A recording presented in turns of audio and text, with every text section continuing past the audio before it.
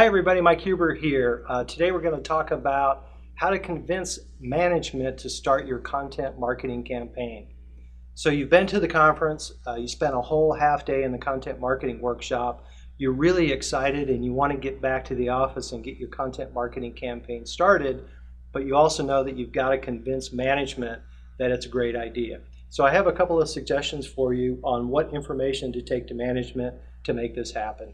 The first question they're going to ask you is, what's the ROI? And ROI is return on investment. So the place that I would start is to do a Google search for content marketing case studies.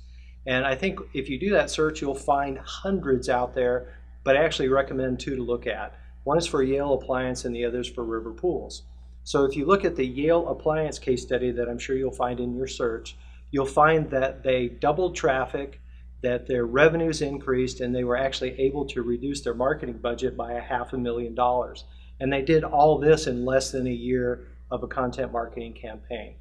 The other one that you want to look at is River Pools. And River Pools at the time was owned by Marcus Sheridan, and he actually wrote a blog post, and the title was, "How much does a fiberglass pool cost?"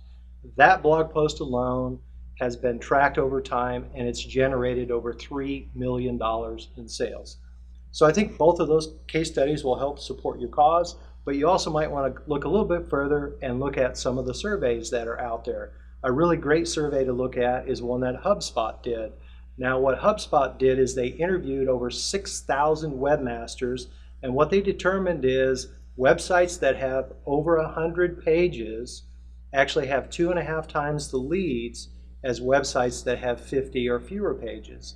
They also found out that if you publish 15 or more times per month, you will actually have 5 times the traffic to your website.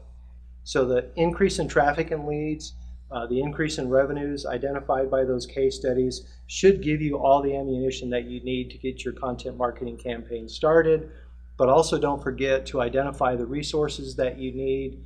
You also want to take a look at the actual plan that you want to place in front of management.